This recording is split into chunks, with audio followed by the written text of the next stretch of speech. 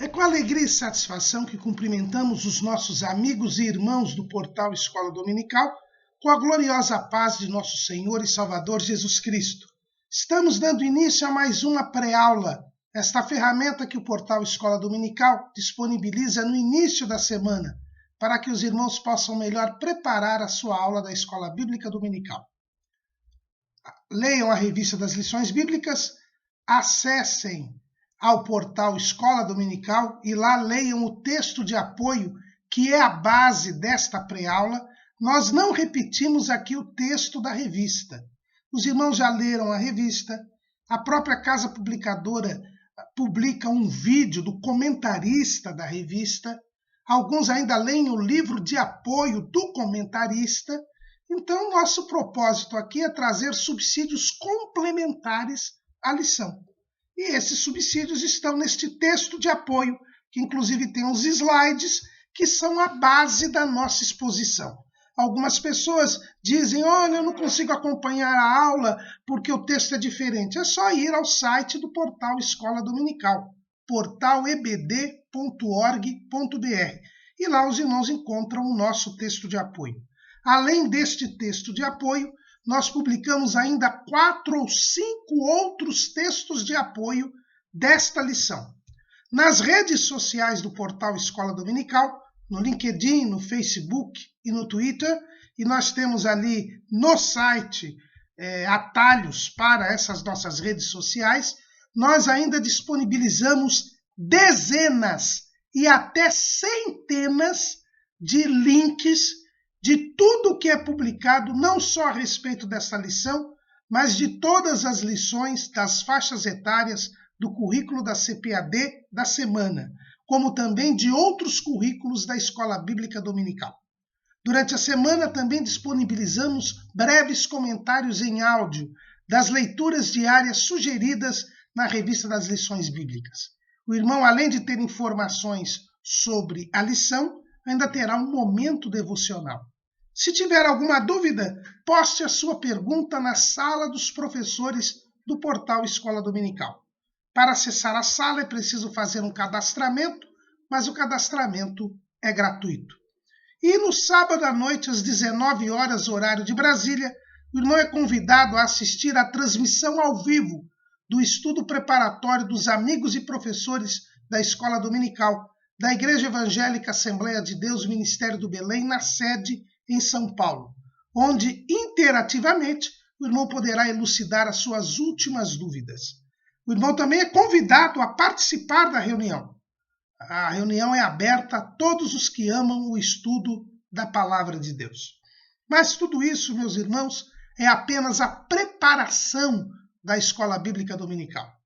Ela somente se realiza quando a igreja se reúne, pois a Escola Bíblica Dominical é a igreja reunida para ensinar enquanto evangeliza e evangelizar enquanto ensina. Neste primeiro trimestre de 2020, nós estamos estudando o tema A Raça Humana, Origem, Doutrina e Redenção.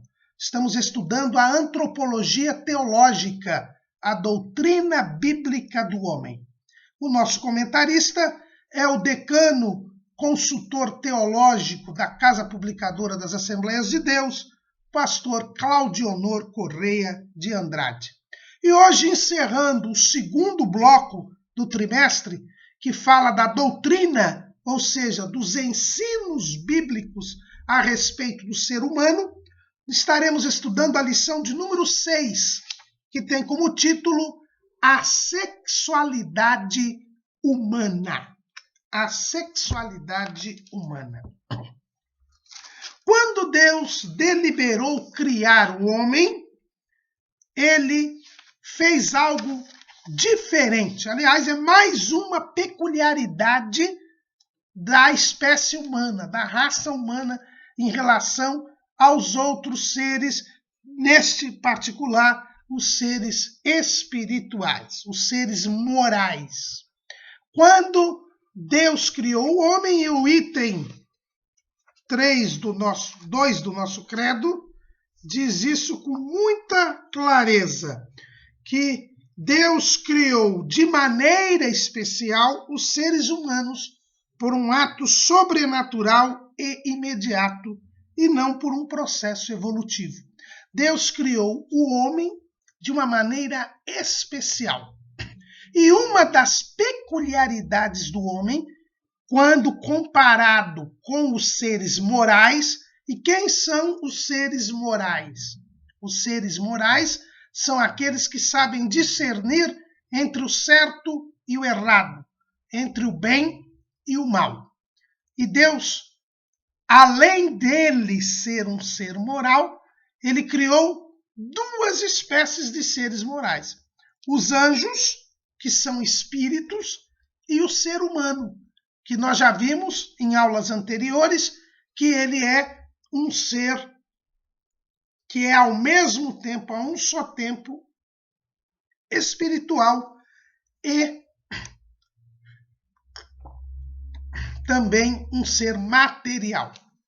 O homem, como ele é o elo entre o mundo material e o mundo espiritual, ele é a um só tempo espiritual e material.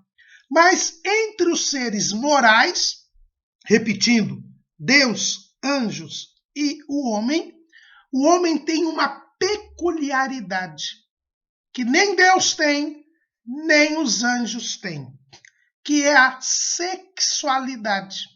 Quando Deus deliberou criar o homem, ele já determinou que o homem fosse sexuado. É o que nós vemos lá em Gênesis, capítulo 1, versículo 27. E criou Deus o homem à sua imagem, a imagem de Deus o criou, macho e fêmea os criou. Foi uma deliberação divina. Dentro da sua soberania, Deus quis criar o homem sexuado. Quis que o homem fosse macho e fêmea. E isso é uma determinação divina. E foi Deus quem estabeleceu assim. Observe que a Bíblia diz: macho e fêmea os criou. Então, de pronto, nós já vemos que o homem foi feito sexuado. E dois sexos, macho e fêmea. Então, a sexualidade é uma determinação divina. É uma criação divina. Deus fez que o homem, por natureza, fosse sexuado. E os sexos são dois: masculino, macho, fêmea, feminino. Esta é a verdade bíblica. O cremos da nossa declaração de fé repete esta verdade bíblica. No item 16 do nosso cremos está escrito: cremos também que o casamento foi instituído por Deus e ratificado por nosso Senhor Jesus Cristo como união entre um homem e uma mulher, nascidos macho e fêmea, respectivamente, em conformidade com o definido pelo sexo de criação geneticamente determinado. E aí nós temos as referências bíblicas: Gênesis 2:18, João 2:1-2, Gênesis 2:24 e Gênesis 1:27, que é o que nós acabamos aqui de ler. Macho e fêmea os criou. Também a nossa declaração de fé, no capítulo 7, ele diz o seguinte, na página 77. O ser humano foi criado macho e fêmea. E aí vem a citação de Gênesis 1:27. E criou Deus o homem à sua imagem, a imagem de Deus o criou, macho e fêmea os criou. Então nós temos aqui a determinação divina para que o homem fosse sexuado. Ele não é o único ser terreno sexuado. Via de regra, Os mamíferos, por exemplo, as aves são sexuados. Há alguns animais que não são sexuados, são assexuados. A ameba, por exemplo, é um exemplo de um ser vivo assexuado. E há seres que são sexuados, mas têm eles mesmos na própria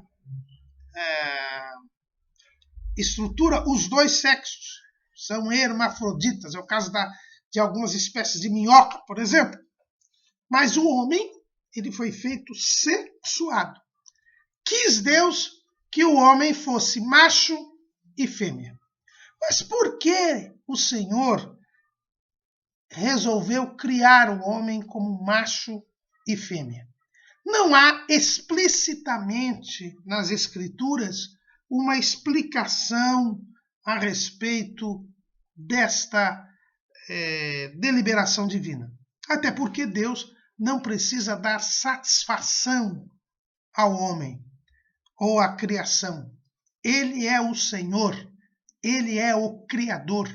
Ele faz como lhe apraz, como lhe agrada.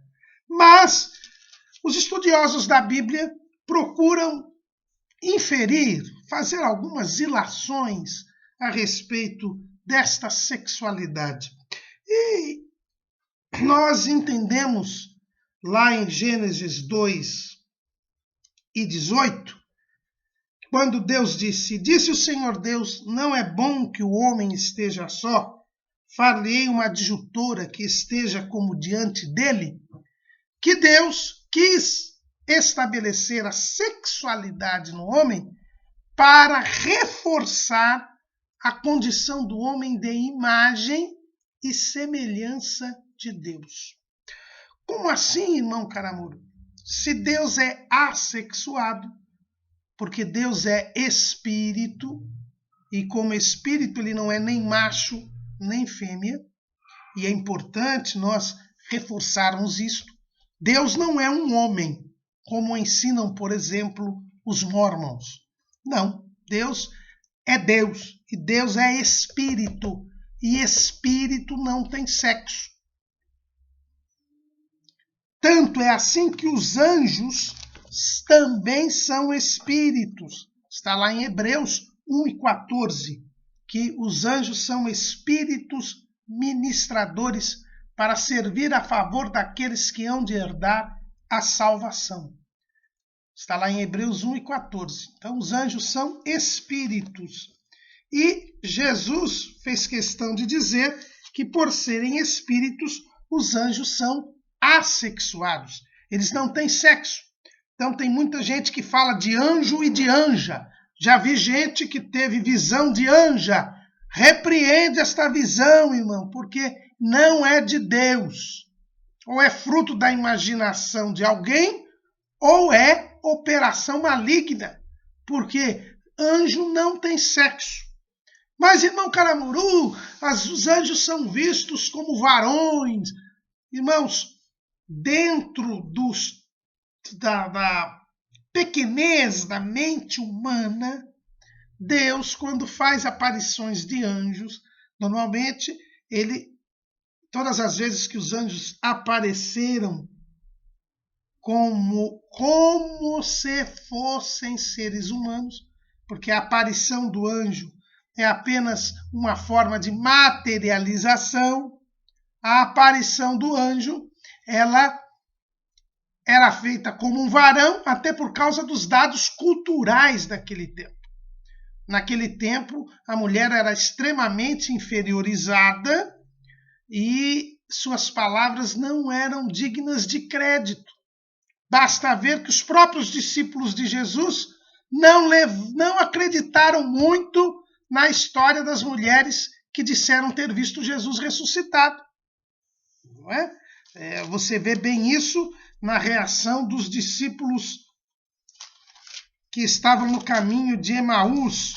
Vamos ler lá Lucas, capítulo 24. Versículo 22. É verdade que também algumas mulheres dentre nós nos maravilharam, as quais de madrugada foram ao sepulcro e não achando seu corpo voltaram, dizendo que também tinham visto uma visão de anjos que dizem que ele vive. E alguns dos que estavam conosco foram ao sepulcro e acharam ser assim como as mulheres haviam dito, porém não o viram. Então os irmãos vejam aqui que apesar das mulheres terem dito que tinham visto Jesus ressuscitado, que tinham visto anjos, que o corpo dele não estava ali na tumba, apesar dos discípulos terem ido lá, Pedro e João foram lá e verificaram que aquilo que as mulheres haviam dito era verdade, mesmo assim eles não acreditaram, porque foram mulheres que disseram. Então, já imaginou um anjo aparecendo em forma de mulher? Jamais se daria crédito, ou seria muito difícil se dar crédito à mensagem do anjo. Até porque anjo quer dizer mensageiro. A principal função do anjo é dar mensagens. Então é por isso que os anjos apareciam na forma de varões. Mas isso não quer dizer que anjos sejam homens. Anjos são espíritos e, portanto, são assexuados. É o ensino que Jesus dá lá em Mateus capítulo 22, no versículo 30. Porque na ressurreição nem casam, nem são dados em casamento, mas serão como os anjos no céu. Jesus aqui falando aos saduceus a respeito da ressurreição, ele diz que quando nós ressuscitarmos, nós seremos como os anjos, ou seja, nós não mais teremos a sexualidade, porque os nossos corpos glorificados não terão a sexualidade como uma reação, como uma característica, né? Então, por isso que não haverá casamento no céu. Então, os anjos são assexuados. Deus é assexuado. Então, irmão Calamuru, vamos voltar àquilo que o senhor disse agora há pouco. Se os anjos são assexuados, o Deus é assexuado, por que é dito que a sexualidade reforça a imagem e semelhança de Deus? Reforça a imagem e semelhança de Deus, irmãos, porque através da sexualidade se cria uma necessidade de comunhão entre o homem e a mulher. Deus disse, não é bom que o homem esteja só. Deus não queria que o homem fosse solitário, mas que ele estabelecesse uma comunhão, uma comunidade de vida. E é isso que a sexualidade proporciona. Homem e mulher formam com uma unidade. É o que está escrito em Gênesis 2:24. Portanto, deixará o varão o seu pai e a sua mãe, e apegar-se-á à sua mulher, e serão ambos uma carne. Aqui nós temos o propósito da sexualidade. É fazer com que homem e mulher formem uma unidade. A unidade vem da comunhão da diversidade, da distinção. Há uma distinção entre homem e mulher, mas eles são complementares e eles se unem. E ao se unirem, formam uma só carne. E nesse ponto, nós vemos o reforço da imagem e semelhança de Deus. Por quê? Porque Deus são três pessoas distintas que formam uma unidade. Lá em Deuteronômio, capítulo 6, versículo 6, aliás, versículo 4, é dito: ouve, Israel, o Senhor nosso Deus é o único Senhor. E aqui nós temos, nesse único Senhor, a palavra hebraica Ehad. Ehad é uma unidade mas que tem em si, ao mesmo tempo, uma pluralidade. Eu tenho uma unidade, mas eu tenho uma pluralidade. É o que bem explica 1 de João, capítulo 5, versículo 7. Sabemos que se trata de um texto discutível das Escrituras, porque não se encontra nos melhores manuscritos, pode ser um acréscimo, mas para o nosso propósito aqui, ele interessa. Ele diz assim, porque 3 são os que testificam no céu, o Pai, a Palavra e o Espírito Santo, e estes 3 são um.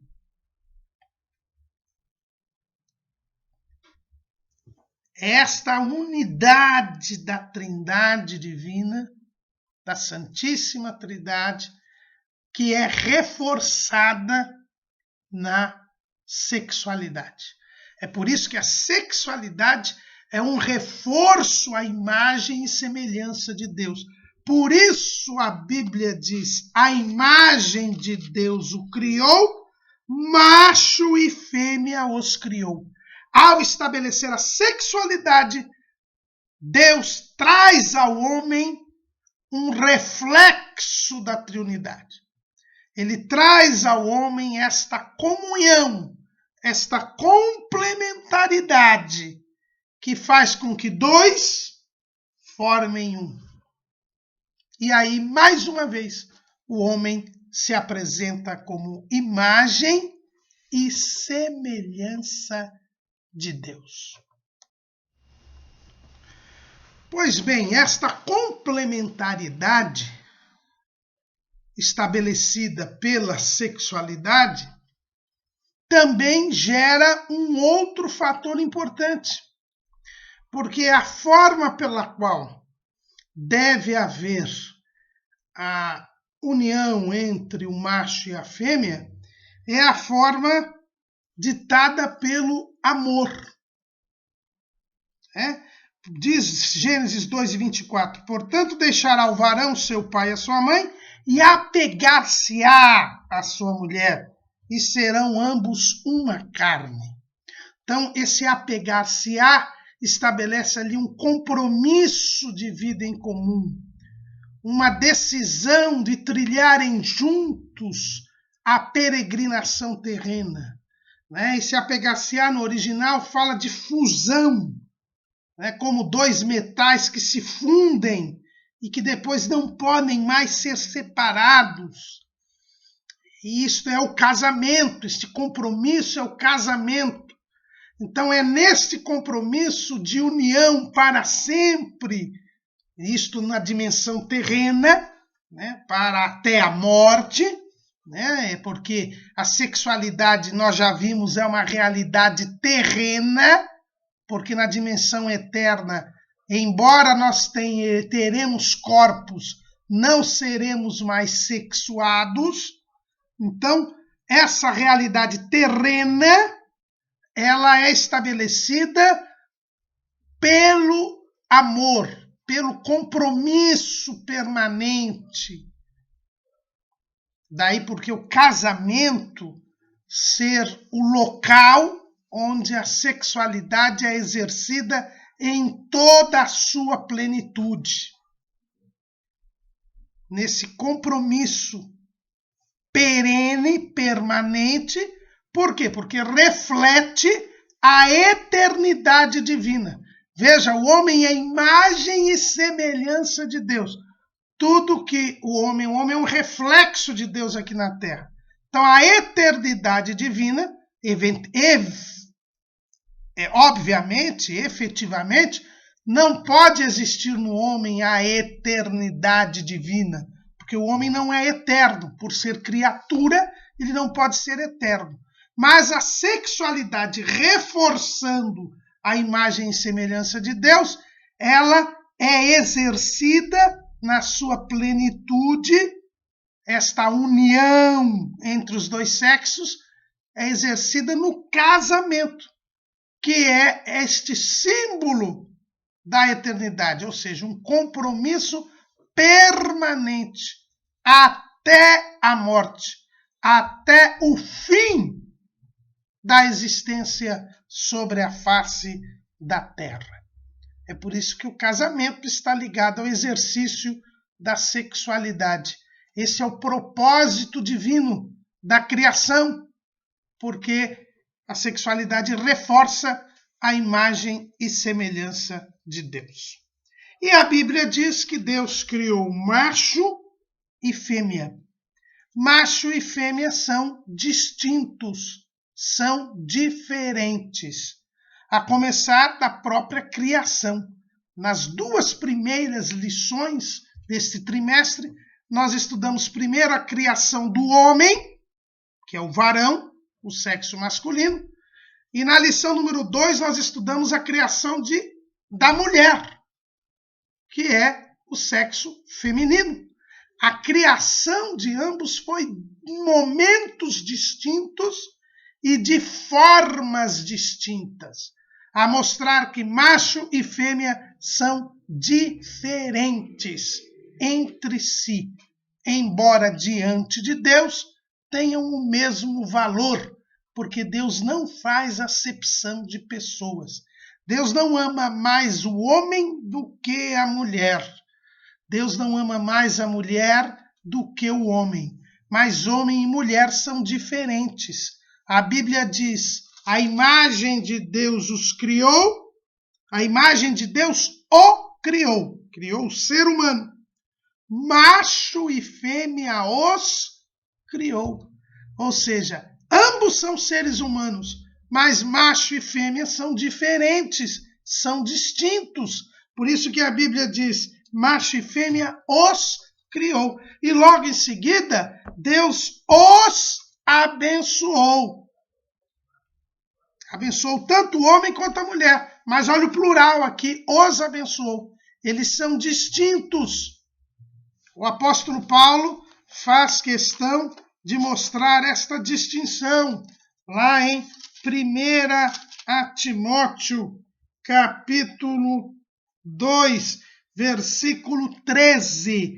Porque primeiro foi formado Adão, depois Eva. E Adão não foi enganado, mas a mulher, sendo enganada, caiu em transgressão. Então aqui nós vemos a distinção de homem e de mulher no momento da criação. Primeiro foi criado o homem, tanto que Deus disse: não é bom que o homem esteja só. Depois foi criada a mulher. Então eles tiveram momentos diferentes de criação, a mostrar a sua distinção. Mas Deus formou tanto o homem quanto formou a mulher. A mulher veio do homem, nós já estudamos isso na lição passada. Mas Deus tanto fez o homem quanto fez a mulher. A mulher veio do homem, mas é Deus quem cria a mulher. E agora todos os homens vêm de mulher. E num processo de criação onde há coparticipação dos pais e de Deus. Sim, há coparticipação dos pais e de Deus, porque os pais fornecem um material genético para a criação do corpo, mas a alma e o espírito vêm de Deus. A alma e o espírito vêm de Deus. Isso o salmista, ele pôde muito bem expressar, que eu digo assim, pôde expressar, mas de uma forma enigmática, porque se trata de algo que vai além da nossa imaginação, além da nossa compreensão. Tanto que os cientistas não conseguem, até hoje, criar vida. Eles clonam seres, mas criar vida eles não podem fazê-lo, porque quem o faz é Deus. É Deus. Então os pais fornecem um material genético e Deus dá a vida e cria o corpo e cria a alma e o espírito. é o que nós vemos lá no Salmo 139. Davi diz assim: pois possuíste, versículo 13, pois possuíste o meu interior, entreteceste-me no ventre de minha mãe. Eu te louvarei, porque de um modo terrível e tão maravilhoso fui formado. Maravilhosas são as tuas obras, e a minha alma o sabe muito bem. Os meus ossos não te foram encobertos, quando no oculto fui formado e entretecido como nas profundezas da terra. Os teus olhos viram o meu corpo ainda informe, e no teu livro todas estas coisas foram escritas, as quais iam sendo dia a dia formadas, quando nem ainda uma delas havia. É assim, de uma forma terrível e maravilhosa, que nós somos criados. E o homem não consegue atingir isto. E nesta criação está a distinção genética entre homem e mulher. Os geneticistas já descobriram que nós temos os cromossomos que identificam a masculinidade, que é o XY, e identificam a feminilidade, que é o XX. Isto vem na formação maravilhosa. Deus cria ou o homem ou a mulher. Isto é genético, isto é biológico, e em razão deste material genético distinto do homem e da mulher, nós temos uma formação física diferenciada. Os homens têm órgãos diferentes das mulheres.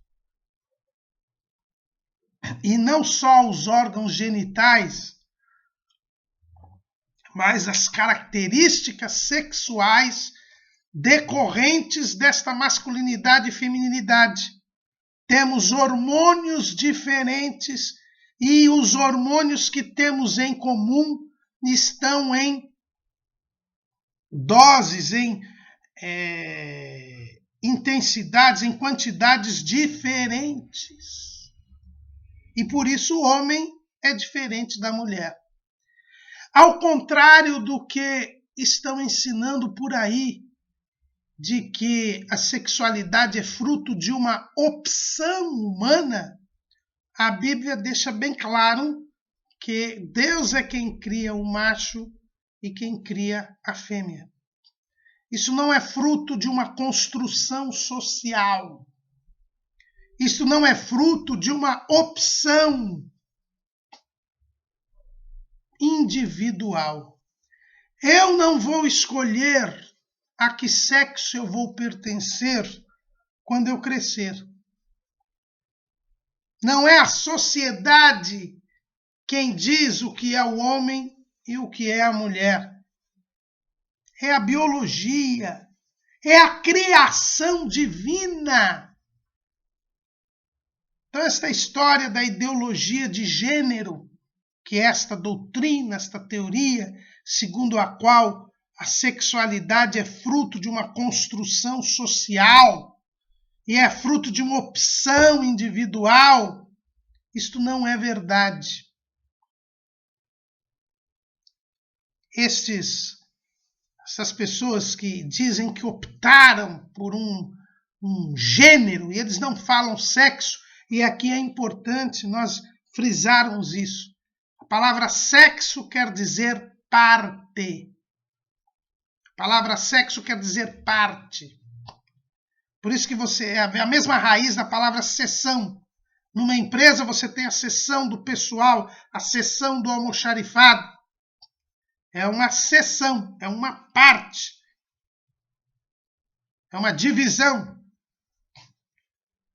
E hoje se está abandonando o uso da palavra sexo. E este abandono do uso da palavra sexo é deliberado, porque sexo quer dizer parte. E a realidade é que homem é parte, mulher é parte. E quando eles se unem, é que se forma a unidade. E serão ambos uma só carne. E esta realidade é a realidade que esta doutrina da ideologia de gênero, uma doutrina diabólica, satânica, porque contraria as Escrituras, quer se contrapor às Escrituras, e se as Escrituras são a verdade, tudo que se contrapõe às Escrituras é a mentira, e o pai da mentira é o diabo. Por isso que eu não tenho medo algum de dizer que essa teoria da ideologia de gênero é uma doutrina diabólica. Eles procuram usar a palavra gênero para fugir da realidade de que sexo é parte. E eles não querem admitir que sexo é parte. Porque quando nós admitimos que sexo é parte, a unidade só se forma entre homem e mulher. Aí eles criaram esses mais de 70 gêneros, como já foram elencados lá em Nova York. Lá no Facebook tem mais de 50. Mas em Nova York já tem estudos que dão mais de 70 gêneros.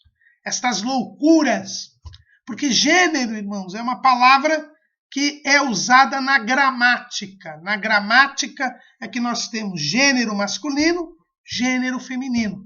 Por exemplo, na língua portuguesa, nós dizemos que é o gênero masculino. A palavra masculina é aquela que admite a anteposição do artigo o.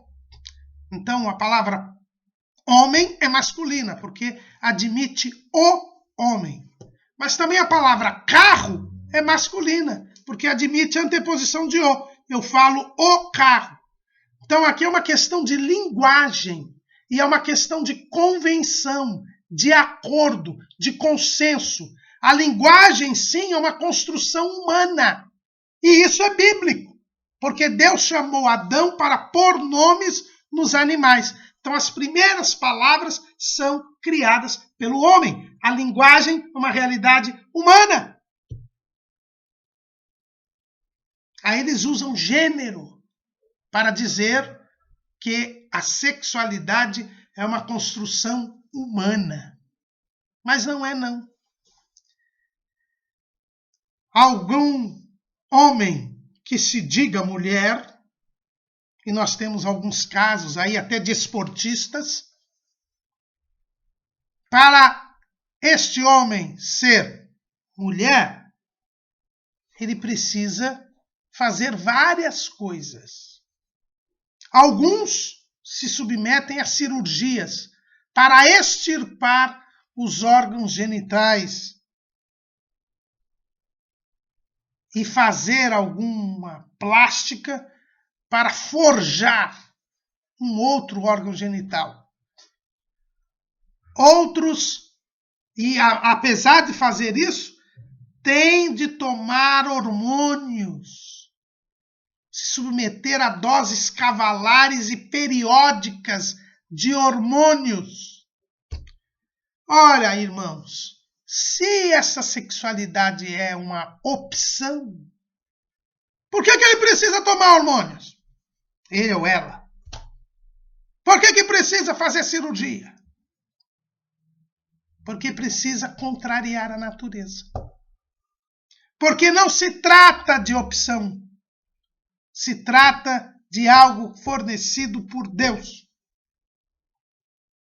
E como eu me rebelo contra isto, então eu vou usar de subterfúgios para poder, então, me rebelar contra aquilo que Deus me deu. Então o que há é uma rebelião, uma revolta. E o apóstolo Paulo mostrou isto muito bem. Ao falar da condição pecaminosa do homem, o apóstolo Paulo, ele disse que o nível mais alto de rebelião contra Deus, portanto, o nível mais profundo do pecado, seria a rebelião contra a própria sexualidade. Porque a sexualidade define a nossa maneira de ser. Deus estabeleceu duas maneiras de ser. a maneira de ser masculina e a maneira de ser feminina, que ao se completarem formam esta comunhão que permite o cumprimento dos propósitos divinos. E o máximo da rebelião, portanto, o mais profundo do pecado, é a rebelião contra a própria sexualidade. É o que nós vemos lá em Romanos capítulo 1, versículo 26. Pelo que Deus os abandonou às paixões infames, porque até as suas mulheres mudaram o uso natural, no contrário à natureza. E, semelhantemente, também os varões, deixando o uso natural da mulher, se inflamaram em sua sensualidade uns para com os outros, varão com varão, cometendo torpeza e recebendo em si mesmos a recompensa que convinha ao seu erro. E como eles se não importaram de ter conhecimento de Deus, assim Deus os entregou a um sentimento perverso para fazerem coisas que não convêm, estando cheios de toda iniquidade, prostituição, malícia, avareza, maldade, cheios de inveja, homicídio, contenda, engano, malignidade, sendo murmuradores, detratores, aborrecedores de Deus, injuriadores, soberbos, presunçosos, inventores de males, desobedientes ao pai e à mãe, nécios, infiéis dos contratos, sem afeição natural, irreconciliáveis, sem misericórdia, os quais, conhecendo a justiça de Deus, que são dignos de morte, que tais coisas praticam, não somente as fazem, mas também consentem aos que as fazem. Essa é a situação terrível da humanidade no pecado, descrita pelo apóstolo Paulo no capítulo 1 de Romanos. Mas ele diz que o degrau mais baixo é quando se rebela, há uma rebelião contra a própria sexualidade. Os homens abandonam o uso natural da mulher e cometem torpeza nos seus corpos, varão com varão. Aí nós temos aqui a homossexualidade, o homossexualismo. É a recusa deliberada da sexualidade que lhe foi dada por Deus. E isso é o degrau mais baixo do pecado. O fundo do poço, como dizem. Então, toda esta ideia que nós temos hoje de rebelião contra a sexualidade dada por Deus, de recusa em admitir que a sexualidade é algo natural, biológico, genético, e que dois são os sexos, homem e mulher, é o fruto do tempo que nós estamos vivendo, do aumento da iniquidade. Nós já estamos no fundo do poço. Essa é a ação do espírito do anticristo, porque há uma demonstração bem clara de que o anticristo será alguém que privilegiará esta rebelião contra a sexualidade. O profeta Daniel, ao falar do anticristo, ele deixa isto bem claro, lá em Daniel capítulo 11, versículo 37. E não terá respeito aos deuses de seus pais, nem terá respeito ao amor das mulheres, nem a qualquer deus, porque sobre tudo se engrandecerá. Então, o anticristo será alguém que não terá respeito pelo amor das mulheres. Ou seja, sendo um varão, ele vai adotar o homossexualismo como meio de vida, como orientação sexual. Então, a apologia que nós temos hoje a essa ideologia de gênero é a demonstração de que essa ideologia de gênero é a doutrina que será seguida em termos de sexualidade pelo anticristo. E como a ideologia de gênero está aí impregnando o sistema educacional, impregnando a mídia, sendo imposta goela abaixo da humanidade, nós temos aí mais uma demonstração de que perto está o Senhor, de que brevemente a igreja será arrebatada, porque já o espírito do anticristo está a dominar todas as coisas. Então, percebam bem que a sexualidade é algo criado por Deus, 2 sexos apenas, homem e mulher. Essa história de LGBTQI, ABCDE, WXYZ, são as invenções de que diz o nosso sábio Salomão, lá em Eclesiastes 7:29, ele diz assim: vede isto tão somente achei, que Deus fez ao homem reto, mas ele buscou muitas invenções. Esse LGBTQI, etc., é invenções.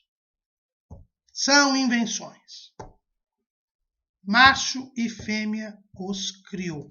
Como diz aqui o item 16 do nosso Cremos, homem e mulher, nascidos macho e fêmea, respectivamente, em conformidade com o definido pelo sexo de criação, geneticamente determinado. O sexo é definido pela criação divina e é determinado geneticamente. E somos nós, os cristãos, que não gostamos da ciência, não é? Pois a ciência mostra isto e a ideologia de gênero vem com estas invenções. A sexualidade é dada por Deus e não se confunde com a genitalidade. Então, sexualidade é mais do que ter órgãos genitais ou caracteres sexuais secundários. A sexualidade não é uma questão apenas física, ela envolve todo o ser humano. Nós dissemos, é uma maneira de ser masculina e uma maneira de ser feminina. Nós temos que ter esta ideia,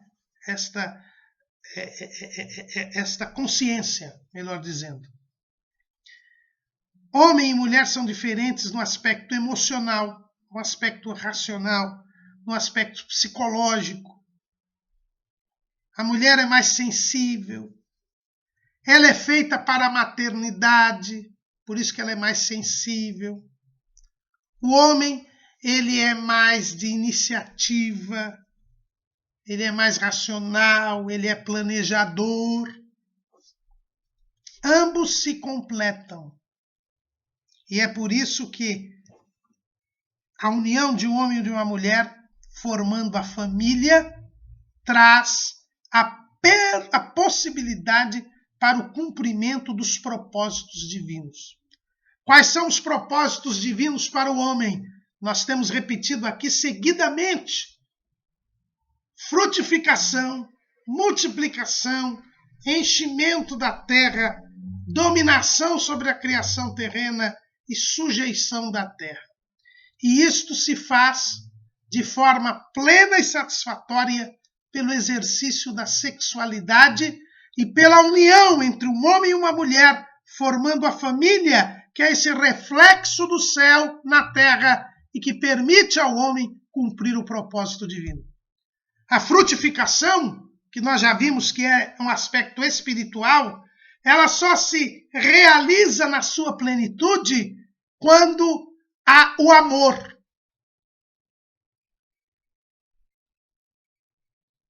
Porque o fruto do Espírito é o amor, desdobrado em todas aquelas qualidades. E a demonstração do amor de forma sublime entre um homem e uma mulher se dá no amor conjugal, naquele amor altruísta. E aí vem a questão da sexualidade. A sexualidade, ela é altruísta. O sexo, fisicamente falando, genitalmente falando, deve ser um sexo altruísta. É o que Paulo mostra lá em 1 aos Coríntios, capítulo 7. 1 aos Coríntios, capítulo 7, quando ele fala sobre o casamento, ele diz assim: ora, quanto às coisas que me escrevestes, bom seria que o homem não tocasse em mulher, mas por causa da prostituição, cada um tem a sua própria mulher e cada uma tem o seu próprio marido. O marido pague à mulher a devida benevolência e da mesma sorte a mulher ao marido. A mulher não tem poder sobre o seu próprio corpo, mas tem-no o marido. E também da mesma maneira, o marido não tem poder sobre o próprio corpo, mas tem-no a mulher. O sexo é altruísta. O meu corpo não é meu, é da minha mulher. O corpo da minha mulher não é dela, é do marido, é meu. O sexo é altruísta. Eu não pratico atividade sexual para me satisfazer, mas para satisfazer o outro. Esta é a sexualidade. E aí, a sexualidade traz a frutificação, o amor sacrificial, o amor pelo outro. É por isso que o amor conjugal é o símbolo do amor de Deus a Israel e do amor de Cristo para com a igreja. É o amor altruísta. O sexo também ele é natural. Fisicamente falando, ele é natural. Ele deve ser feito pelos órgãos destinados a isto, que são os órgãos genitais. Toda e qualquer atividade sexual que deturpe a natureza do órgão é antinatural e é contrária à vontade de Deus. A prática do sexo, mesmo fisicamente falando, ela tem como objetivo a procriação, direto ou indireto. Lógico que o sexo também proporciona a satisfação. Ele dá prazer e é para dar prazer e satisfação. Mas buscar a satisfação do outro, você se satisfaz porque o outro busca a sua satisfação. E, naturalmente, o local do sexo é o casamento. Só pode ser feito o sexo entre pessoas que se casam, entre aqueles que assumem aquele compromisso permanente de vida em comum. Porque é nesta família que é abençoada por Deus que nós teremos a frutificação, que é o exercício do amor, a multiplicação, a procriação. É por isso que não pode haver relação sexual homossexual. Por quê? Porque não há possibilidade de geração e de procriação, e porque 2 homens ou 2 mulheres não se complementam.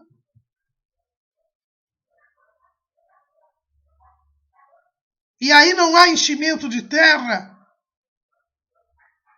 Daí porque o inimigo, que quer a destruição do homem, defender as uniões homossexuais. Porque se todos virassem homossexuais, em uma geração a humanidade se desfaria.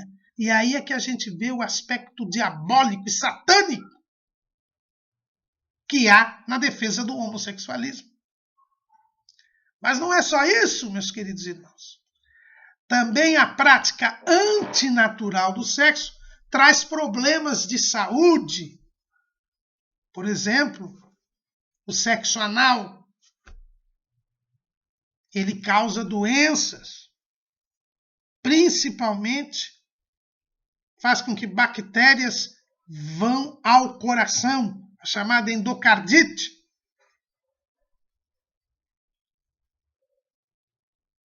Isso não é natural. Isso é a prova de que isso não pode ser feito. Fora as outras doenças sexualmente transmissíveis decorrentes da promiscuidade. É por isso que o apóstolo Paulo diz que terão em si mesmos a recompensa pelo seu erro. Todos estes problemas de saúde causados por esse sexo promíscuo são a prova, o cumprimento da verdade da palavra de Deus. A masturbação, que é uma prática sexual solitária e que traz males ao organismo e males psicológicos. A pornografia, a pornofonia, que trazem males psicológicos. Hoje a pornografia já é considerada um problema de saúde pública, gerando dependência, efeitos no cérebro maiores que os da cocaína. Como é que isto pode ser considerado bom? É a deturpação do sexo, porque o sexo foi criado por Deus. Foi Deus quem criou a sexualidade. E como diz o pastor José Serafim de Oliveira, nosso companheiro do estudo dos professores, que os irmãos conhecem bem, das aulas ao vivo, e viu Deus tudo quanto tinha feito, e eis que era muito bom. Quem fez o sexo? Deus. Deus faz alguma coisa feia, má ou pecaminosa? Não. Então o sexo não é feio, não é mau, nem pecaminoso. Mas Deus quem criou o sexo. Ele estabelece a forma com que ele é praticado, a forma como a sexualidade é exercida. E quando nós não seguimos o conselho de Deus, a ordem de Deus, o modo de Deus, nós pecamos contra Deus e contra o nosso próprio corpo. São paixões infames que geram toda essa deturpação sexual. Fruto da queda do homem. Mas nós, como redimidos em Cristo, voltamos ao princípio. Voltamos ao princípio. Não nos esqueçamos. E veremos isso na próxima aula.